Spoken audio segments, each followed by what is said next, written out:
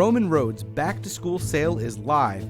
This is our biggest sale of the year, so come for special discounts on all our curriculum, in particular Old Western Culture, where we are for the very last time offering a pre-order of all 4 years for a very special discount. Each day of the sale, we will be featuring live videos on our Facebook page, and we are starting things off with a live reading of all 24 books of Homer's Iliad, read by 24 different classical educators. And the remaining 5 days will be featuring lectures from Old Western culture, and you can decide which ones are streamed. Go to the Roman Roads Curriculum group on Facebook, where you can vote in a poll on which lectures will be streaming. Take advantage of great content and great discounts until August 7th.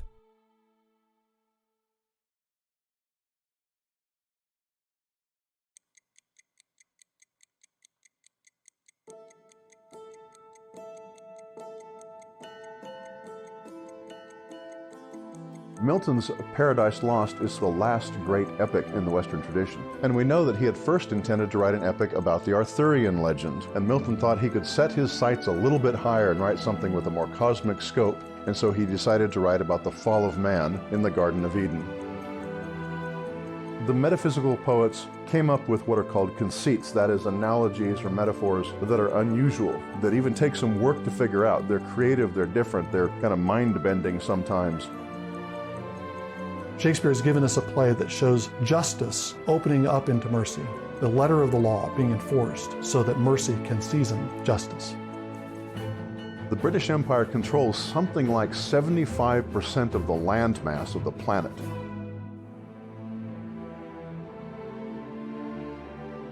Liberty, equality, fraternity. Liberty is all very well, but you cannot talk about whether liberty is good or bad without saying when and for whom. The Romantic movement, a privileged, instead of reason, emotion, intuition, imagination as sources for meaning, truth, and significance.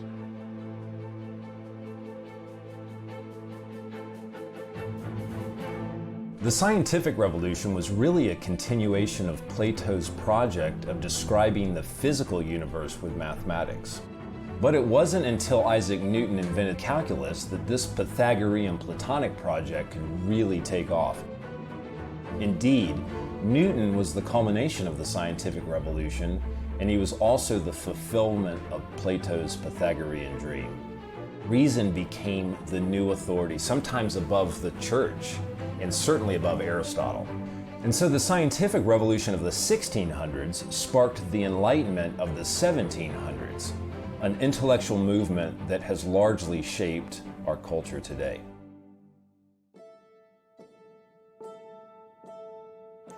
Dickens deliberately wanted to change people's hearts about how they treated people, and he used Christmas to make people be more sensible and sensitive to those around them. All of her novels are about the doings of people in the countryside and rural areas in England, their relationships, their small concerns on a small local level. But that's what makes them so delightful and so timeless. One of the reasons this is the most famous chapter in the story is because this sort of encapsulates what may be Dostoevsky's answer, his answer to the problem of evil. The answer doesn't come with our intellectual arguments. Remember what Edmund Burke said about the wisdom that comes from generations upon generations, from a nation or a culture growing slowly over time and developing a wisdom that's greater in its cumulative size than any one human lifetime could ever achieve.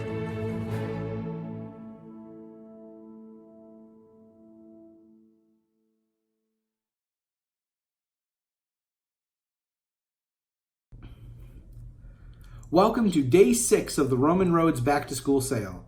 Each day of the sale, we are streaming free content. The first 2 days, we streamed all 24 books of Homer's Iliad. And each other day, we've been streaming lectures from Old Western culture. You've been voting on these on the Roman Roads Curriculum Facebook group.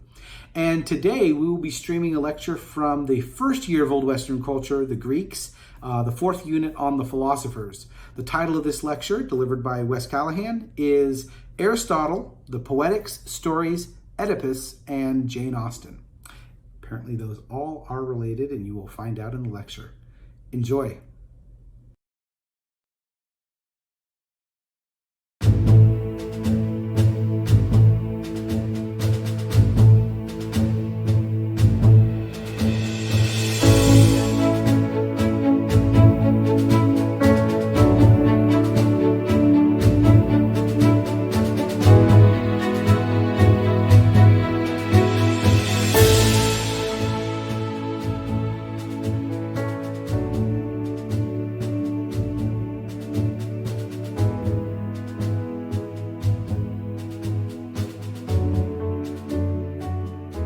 Welcome back to our unit on Greek philosophy. This is the fourth unit in our first year of Old Western culture. The first year is Greek literature. We did epics, history, drama, and lyric, and we've been talking about philosophy now. And this will conclude the first year of Old Western culture.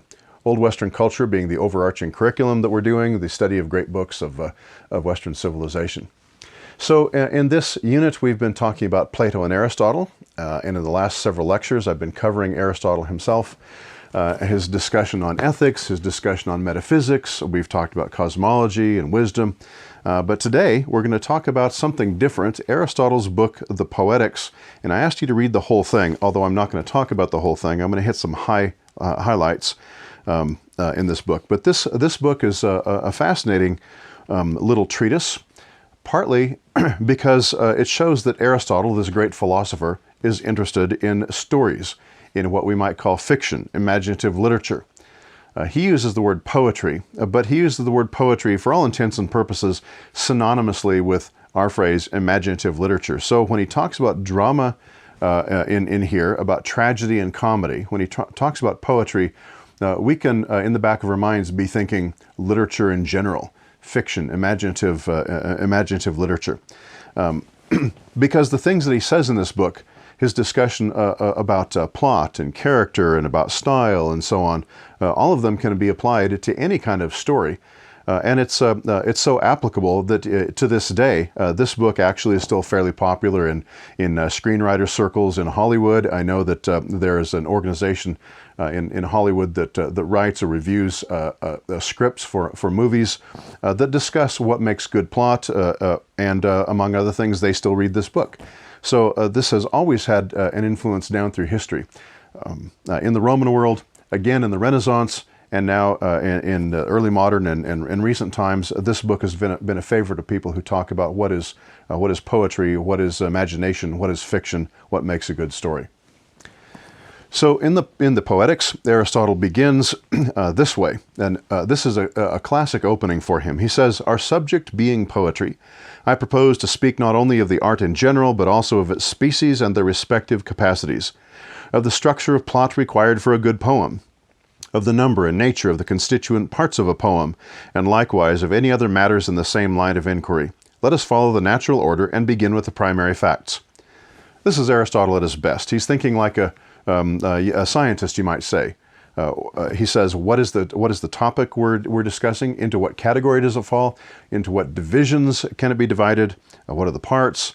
And he tells us in the very beginning how we're going to explore this topic. All right, so the topic is poetry, poetics, poems, and again, when you hear that word, just think stories. All right, well, he begins by discussing into what category it falls, and he compares it with other things like flute playing and dance and portrait painting and so on, in describing poetry, that is, story-making, fiction, as a kind of imitation. And the word imitation is a big deal here. It's an important point. If we jump ahead to chapter 4, he says this about poetry as an art of imitation. He says, "It is clear that the general origin of poetry, of stories, was due to two causes, each of them part of human nature.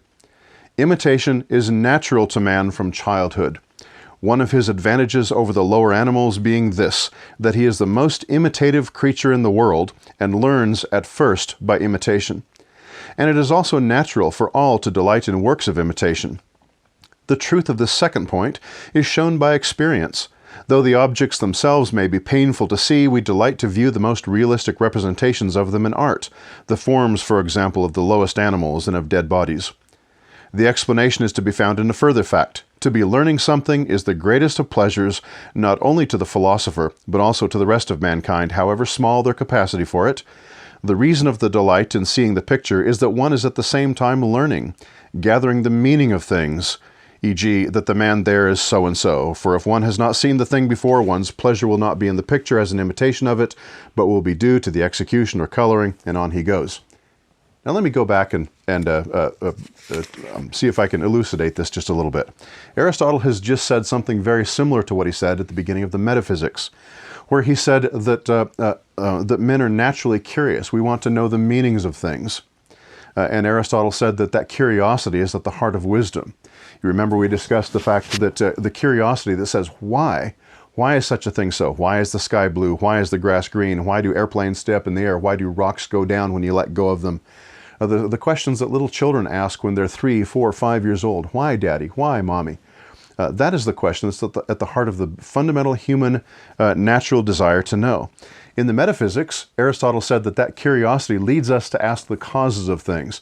And so we explored the material, the formal, the efficient, and the final causes, so that we can understand why things are so, not just that they are so. But here, he takes that same instinct, that human desire to know, and he talks about it from a slightly different angle. Because we desire to learn, we love to see representations of things. We love to see imitations. And so he says, when we see art, we take great pleasure in the art, because art is an imitation of reality, even when the art depicts things that might be painful to see. So, for example, he mentions dead bodies. That seems kind of startling in the middle of a rather pleasant discussion. But if we think about it, if I were to run across a corpse in a field or on a street, it would be shocking, horrifying, and demand immediate action. I should run, find the nearest policeman. I should call 911. I should do something, because this is an actual human being. This is the body of a human being lying there before me. But if I see a picture of a dead body in a painting, there's no claim on me in that sort of immediate way. I don't have to call 911 if I see a corpse in a painting. That would be foolish. And so I can stand there and look with some measure of dispassionateness at the picture of a corpse and learn something about the human body and about life and about death without having to run find an ambulance. If I've found a corpse in a field, I can't stand there and idly gaze at it and learn about the human body and, oh, look at the construction of the muscles and so on. I need to take care of this person because they're real, or were if they're dead. But if I see a body in a painting, I can examine what I could never examine with any leisure in real life. In a painting, I can look at it, I can see the form, I can see the lines, I can see the color, I can see the structure, I can see the tint of the skin and the muscles underneath, and I can take pleasure in something that in real life would give me no pleasure whatsoever. So I can learn from the imitation. The fact that it's an imitation and not real puts some distance between me and it so that I can learn. He says the same thing about other types of imitation. The imitation that we call music, which is an imitation in tone and rhythm, imitates certain things in nature. Music teaches me something. Besides whatever other aesthetic pleasure music may give, I'm unconsciously learning something about the natural world around me by music. I'm learning about the pitch and the same pitches and tones and rhythms that come to my ears from the waves of the ocean falling on the shore, or raindrops dropping on stones from trees after a rainstorm, of birds in the trees, of horse hoofs drumming over a meadow as they gallop. So the rhythms and the patterns and the notes and the tones that come from the natural world are captured by musicians who can put them into an aesthetically pleasing composition. So art is a kind of imitation, and imitation, it gives me a kind of pleasure because I learn something more about the world that I'm physically a part of. And so poetics, stories, imaginative literature is that kind of thing. It's an imitation of reality. When I read a story, it tells me something about the real world that I live in. Everybody is familiar with Tolkien's Lord of the Rings trilogy, and that's a great example of imaginative literature that teaches us. It's an imitation of reality. I obviously don't mean that there is a real Middle-earth someplace, or a real Sauron, or a real orcs, but the story is constructed in such a way that I learn about the actual world that is. The story has in it characters who act with courage or cowardice, with prudence and caution. Characters who exemplify loyalty and perseverance, terror, joy, and so on.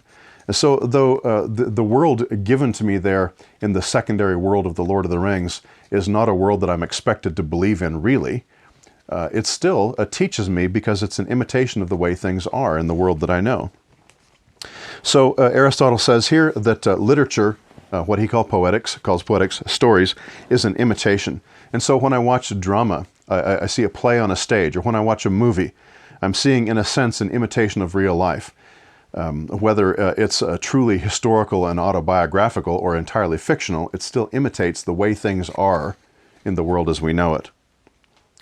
Well, then Aristotle in the Poetics begins talking about the poetry in particular, and he begins with two kinds, tragedy and comedy. And he spends all of what we have of the Poetics talking about tragedy, and then he says that he's going to move in to discussing comedy. Here is the real tragedy. The comedy part is lost. Apparently, the part he wrote about comedy did exist, or a portion of it existed in the ancient world, but that second half of the book has been lost to posterity, and so it doesn't exist as far as we know. No one has ever found it. So you talk about tragedy. If any archaeologist ever was rummaging around in some dusty library in some long-forgotten monastery in Greece and found a copy of Aristotle's Poetics, it would be headlines, you can bet. And by the way, this is another one of those interesting themes, for me anyhow, that pop up in the reading of the great books. Now and then you run across a book that's been tremendously influential in history, and we don't have it. And what wouldn't we give to have that book in our hands? Just as an example, next year when we talk about St. Augustine, writing around 400 AD, he tells us in his famous book, The Confessions, that a signal moment in beginning to move him toward the pursuit of truth and eventually Christ himself is reading a book by Cicero, the Roman author, a book called the Hortensius, and that book is lost. We don't have it. The book that was the first step in moving Augustine, one of the greatest thinkers in all of Western history outside the Scripture, the book that began his move toward truth is lost. We don't have it. To find that book would be marvelous indeed. Anyhow, Aristotle's works on comedy is lost, and so this will lead me to another trivial side point. One of my favorite modern novels is a book by an Italian professor of semiotics whose name is Umberto Eco, and the name of the book is The Name of the Rose. The Name of the Rose. This story is about an Italian monastery in the early 1300s in which some monks are being mysteriously murdered, and another monk is called into the monastery to solve these murders, a la Sherlock Holmes, before a great conference of bishops is set to convene at the monastery, which of course cannot happen if the murderer is not caught. So it's a sort of a medieval murder mystery. But what's really wonderful about it is that the premise of the story is that somewhere hidden deep in the bowels of the magnificent library in the heart of this monastery is the only extant copy of Aristotle's work on comedy, that there actually was one surviving, and that monks are killing to get it. And so it makes for a marvelous story, which I think is particularly marvelous because Aristotle, who tells us what makes a really good plot, becomes himself the element in a really good plot in a modern novel. All right, so the comedy portion is lost to us, but we have the tragedy portion, and that's immensely helpful. He begins to discuss tragedy and what makes it work. So he says in his discussion of tragedy that there are 6 elements that go into good tragedy: plot, character, diction, thought, spectacle, and melody. Of these, he says that plot is the most important. Now, we might think, and I think a common belief might be, that character is the most important aspect of a story, but he says plot is because Aristotle says, echoing things that he said in the Ethics and also in the Metaphysics, it's in our actions that we become what we are. Our character is determined by what we choose to do. Remember that happiness is activity of the soul in accordance with virtue. Happiness is not a blissful state where I sit vegetative-like, enjoying life. Happiness is a pattern of virtuous behavior. So it's in our activity, it's in our actions, the things we choose to do habitually, that we are good or bad. And he repeats, actually, that very point here in the Poetics. So he says plot is the most important thing because out of plot flows character, and then supporting plot and character are the other things: diction, thought, spectacle, and melody. Spectacle would be the visible things you see on the stage: costume, background, scenery, and so on. Melody then is the musical accompaniment of the musicians who are on the staging area, the orchestra, as you may recall from our discussion of drama and lyric. So plot is the most important. And then following that, he discusses various kinds of plot and various aspects of the plot. For example, a plot must have unity. And this has been a common theme in understanding story all through Western civilization. A plot must have unity. That is, everything in a story should be relevant to the plot, or it shouldn't be in the story. Everything must serve the purpose of advancing the story. And he even gives the example, and he's very good at this, of giving specific examples. He gives the example of the Odyssey. Aristotle says, "In writing an Odyssey, Homer did not make the poem cover all that ever befell his hero. It befell him, for instance, to get wounded on Parnassus, and also to feign madness at the time of the call to arms. But those two incidents had no necessary or probable connection with one another. Instead of doing that, he took as the subject of the Odyssey, as also of the Iliad, an action with a unity of the kind we're describing." Let me make it a little bit more clear. There are many countless things that Odysseus did in his life, but all those things that don't help to advance the story of him getting home from the Trojan War to save his wife from those suitors are simply left out of the story. Every morning Odysseus got up and made his coffee and brushed his teeth and tied his shoelaces, but the author doesn't tell us that because those things don't serve to advance the story. An unskillful author will include far too many details that do not contribute to the unity of the plot. A skillful author knows what to leave out. If it doesn't advance the story, it doesn't belong. So we have unity. He also discusses magnitude. A plot should be of the proper magnitude, and this means a couple of things. One, in terms of the actual size of the story, the length of time a story takes to tell. And here, remember that he's talking about an actual tragedy that we might see on stage. And he says it must be long enough, the play must extend over enough time so that enough of the story can be worked in to make sense. But it should not be so long as to tire the audience. And what he concludes is that about an hour and a half or 2 hours is the proper length for a tragedy. It's no coincidence that every movie you've ever seen in your life is about an hour and a half to 2 hours long. It may be simply because people have always been able to figure out that 2 hours is the limit you can go without wearying people sitting in a theater seat. But it also happens to be a fact that all through the history of Western civilization, people have read this book and know what he said, what Aristotle said about the length of a story. It should take about 2 hours. So the movies you see at the theater are the length they are because of what Aristotle wrote in the Poetics. But he also means by magnitude something about what the story covers, what the story itself contains. And he's careful to say that the story should not attempt to tell us too many things so that we can't keep them all in our mind. In other words, if a story attempts to cover 40 years of a hero's life, it would be much too large. If the story attempts to cover the events of one 24-hour stretch, well, that's much more containable in the mind. And so if you think about the movies that you've seen or the novels that you've read, apart from things like Les Miserables and War and Peace, most novels and movies attempt to limit the amount of time they cover, the scope and the magnitude of events to things that you can retain in your mind. When we come to written works, I just mentioned two very, very large books, War and Peace, Les Miserables, Moby Dick. When it comes to written things, an author can get away with a larger story because with a book in your hand, you can always say, wait, what did I read? And go back and review. You can't do that with a play on a stage or in a movie theater. So the composers of those stories must be much more careful about magnitude. Then he talks about kinds of plots. One kind of plot, he says, is peripety, which means a change, a shift. But another kind of plot, he says, is a plot of discovery. This is a kind of plot where nothing spectacular happens, but as information gradually unfolds for the characters on stage, and therefore to us in the audience who see the same thing that the hero is seeing, we gradually begin to learn learn enough new things that realization dawns on us that we didn't have at the beginning of the story. And so here Aristotle gives the example of the play Oedipus by Sophocles, which we talked about in the section on drama and lyric. You remember that in the story of Oedipus the king, the play largely consists of, if you imagine what you would see if you were a theater goer, the king standing on stage listening to discussions by shepherds and messengers and his wife and other people who come on and off the stage. He's just standing there. It's not a play full of dramatic action. There are no car chases, gun battles, and explosions. It's a man standing there learning, and we learn with him. To describe it that way sounds very, very boring. This is the way people think about baseball games. They're just standing there on the field. How boring.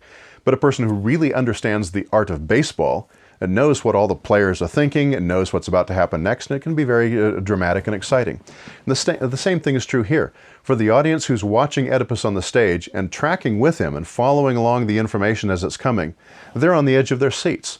They see Oedipus learning that he was not, in fact, the son of the king and queen of Corinth, learning that he may, in fact, have been connected somehow with the murderer of the previous king, and beginning to learn, most horrifyingly, that he may be the son of the woman he's married to, standing next to him. And as he learns these things, horror spreads over his face, and we in the audience go pale as well. So a plot of discovery can be a plot where, to the eyes, not much is happening, but a great deal is happening in the mind. Now, for another example, think of a modern book like, surprisingly, Jane Austen's Pride and Prejudice. And if you're surprised that we can connect Pride and Prejudice with Sophocles' Oedipus, then I feel that my job is done. Pride and Prejudice is a plot of discovery. In Pride and Prejudice, which is a wonderful story, and if you haven't read it, you have to. But in Pride and Prejudice, not much happens in terms of action. There are strolls about the drawing room. There are people sitting at the piano. There are rides in carriages. There are letters and conversations. Not much happens in terms of action, but it's all about discovery. If you know the story, then you know what I'm talking about. In the first half of Pride and Prejudice, Elizabeth Bennet and Mr. Darcy do not get along well. Elizabeth Bennet hears a little bit of information about Mr. Darcy, and she judges him prematurely and unfairly and unjustly on the basis of this information. In the middle of the book, there's a climactic scene where Mr. Darcy proposes most infelicitously to Elizabeth Bennet and is rejected rather bitterly. A shocking scene, but the next day he writes a letter to her explaining himself, and this begins to reveal new information to Elizabeth that she never knew. And now her mind is starting to change. She's like Oedipus, standing on the stage, her face going pale, as she begins to realize she'd been wrong about this Mr. Darcy fellow in the entire first half of the book. And by the end of the story, both Mr. Darcy and Elizabeth Bennet learn more about each other, and everything changes. It's a plot of discovery, not of peripety, not of action, certainly not of great heroes falling from splendor into misery. It's a plot of discovery. So I find it rather delightful when I can connect a story like Pride and Prejudice with a tragedy like Oedipus the King. Few people would attempt to do such a thing, but I think that we ought to. So Aristotle discusses plots, and finally comes to one of the most famous passages from the Poetics, which is his discussion of the effect of tragedy. The effect is something that he calls catharsis. He says the tragic pleasure is the catharsis of pity and fear, pity and terror. And now people ever since Aristotle have been arguing over what this means. This catharsis, which is a word that means purging or cleansing, does this mean that pity and terror are aroused in us and then cleansed so that we feel pity and terror properly? Or does it mean that pity and terror are purged away from us so that we no longer feel them at all? Or maybe something else, but at least those two possibilities are there. But it seems to me that given Aristotle's discussion here in the Poetics, and taken together with other discussions of his, we could at least suggest this as a nice hypothesis. I don't think that pity and terror are purged away from us when we watch a tragedy on stage or in a movie or read about one in a book. I think that what happens is we're learning what pity and terror feel like and how to deal with them. To illustrate what I mean, think about how parents teach their children. When your children are young, you read them stories. You read them bedtime stories, Little Red Hen, and Goldilocks and the Three Bears. You read them fairy tales, and as they get older, you read them longer stories, the Chronicles of Narnia. You read them, when they're young, Beatrix Potter. When they're older, The Lord of the Rings. But you read them stories, and in these stories, sometimes glorious and splendid things happen. Sometimes terrifying and awful things happen. But generally, we read them stories, especially when they're young, when good prevails and evil fails. And we do that, we read them these stories which are imitations of the real life that they will encounter more when they grow up. Because when they're young, we want them to learn what pity and terror and other emotions feel like without being faced with the thing immediately and all the demands on us for action. Remember at the beginning of this discussion, I talked about the difference between how you must react if you discover a corpse in a field, and how you may react if you see a corpse in a painting. If you see the corpse of a real human being in a field, there's a demand upon you to do something about it, and now. You don't have time to stand around and think about the glory of the human form. You need to do something about this dead person. But if you see a dead body in a painting, you can stand and wonder at the human form. So the distance gives you a way to think about something you could not in real life. Well, the same thing is true when we raise our children. We want them to know how to deal with the emotions and with the experiences that will produce the emotions later on in life. In other words, think of it this way. Imaginative literature, stories, are like emotional boot camp for life. They give us a way of understanding what it will feel like when we're faced with death or with threat and danger or with overwhelming misery. We can read stories where pity and terror are present, where our emotions are aroused, but they're aroused in such a way that we're not called upon to engage in immediate action. We can reflect on and meditate on the events and on the emotions in our own souls that are raised. So just as a man who goes off to become a soldier would never be thrown by his superiors into battle without 8 weeks of boot camp, or whatever length of time it is, in boot camp he's given a chance to experience the terror of crawling in the mud under concertina wire with bullets, or at least the sound of bullets whizzing over his head. He's given a chance to experience hunger and terribly hard work without all the danger that actual battle would accompany. So that when he does go into actual battle and he hears bullets whizzing about him and he has to crawl through the mud and he hears explosions, he won't be overwhelmed with terror and be immobilized by his emotions because it's the first time he's felt them.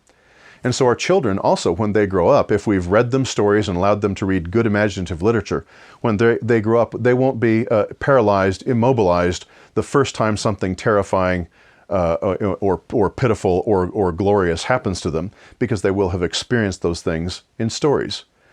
So what I'm arguing here is that Aristotle's discussion of catharsis can be seen as a discussion of imaginative literature, of stories, as emotional training for life, which I think is the way all parents naturally think of the literature that they give to their children.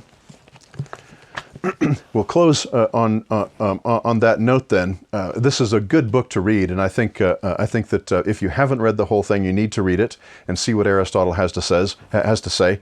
And you must allow yourself a moment of grief when you come to the part where the comedy breaks off and we don't have his discussion of comedy. The next lecture will be a review and a sort of summary of some of the main points that we've been talking about in this unit on Greek philosophy. So there's no reading assignment to prepare for it, and no new assignment. But I would like you to go back and consider looking back at your books or your notes, and consider some of the highlights that we've been talking about. In particular, Plato's discussion of the forms of the ideas, Aristotle's discussion of wisdom and of the four causes. His discussion of the chief end of man as happiness in the Ethics, and his discussion of stories here in the Poetics. Those are the things I'll be touching on next time, so if you review them, you'll be in a better position to track while I talk.